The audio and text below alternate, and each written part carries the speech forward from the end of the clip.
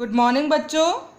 आज हम पाठ 9 सर्वनाम में सर्वनाम का दूसरा भेद पढ़ेंगे, निश्चयवाचक सर्वनाम।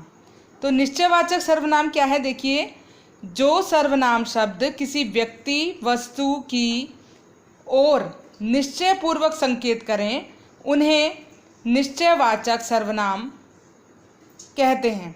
जैसे यह मेरी किताब है, ठीक है, यह मेरी किताब है। तो निश्चित एक वस्तु है, इसी की ओर संकेत की जा रही है कि ये मेरी किताब है, या वो सोनू का खिलौना है, या ये हमारी थालियाँ हैं, या इसने ही गमला तोड़ा है। मतलब बताया जा रहा है कि इसी ने ये काम किया है, या यही मेरी है। एक निश्चित चीज़ के ऊपर हम संकेत कर रहे हैं, ठीक है।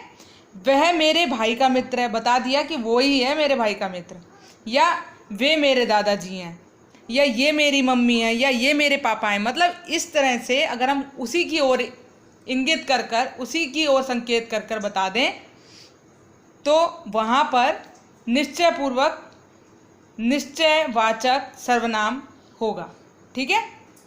अब देखिए, इसमें एक जानने वाली बात ये भी है कि अन्य पुरुषवाचक सर्वनाम तथा निश्चयवाचक सर्वनाम दोनों में ही यह वह शब्दों का प्रयोग होता है, परंतु दोनों में अंतर है। देखो, हम जब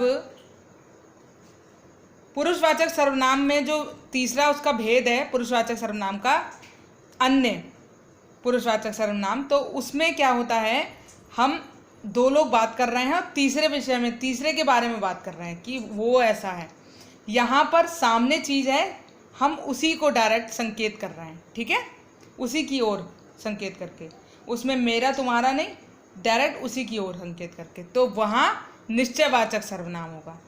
देखिए, इन दोनों में अंतर के लिए अन्य पुरुषवाचक सर्वनाम यहाँ पर दे रखे हैं। देखिए, जब बोलने वाला सुनने वाले से भिन्न किसी अन्य के विषय में बातें कर रहा हो, उसके लिए यह वह शब्द का प्रयोग होता है। जैसे वह कल स्कूल जाएगा, मतलब किसी पुरुष की बात चल रही है, किसी लड़के की बात चल रही है। यह कहाँ से आ रहा है, मतलब ये भी किसी इंसान की बात चल रही है। इसी तरह निश्चयवाचक सर्वनाम में जब यह या वह शब्द किसी निश्चित व्यक्ति या वस्तु के लिए प्रयोग होता है, जैसे यह मेरा घर है, वस्तु ही तो है, घर है, उसके विषय में डायरेक्ट बताया जा रहा है कि यहीं पर है ये घर, ये मेरा घर है। या वो मेरी माँ है, ठीक है, वो मेरी माँ है, तो वो क्या है, निश्चयवाचक बताया जा रहा है सामने दिखाकर कि वो मेरी माँ है, तो यहाँ पर निश्चयवाचक सर्वनाम होगा, ठीक है। अगर मैं आपको कुछ बताती हूँ और किसी तीसरे विषय में बात करके, तब वहाँ पर अन्य पुरुषवाचक होगा, और हम डायरेक्ट बता रहे हैं कि उसी की ओर संकेत करके, तो वहाँ निश्चयवाचक सर्वनाम। समझ में आया बच्चों? ठीक है, धन्यवाद।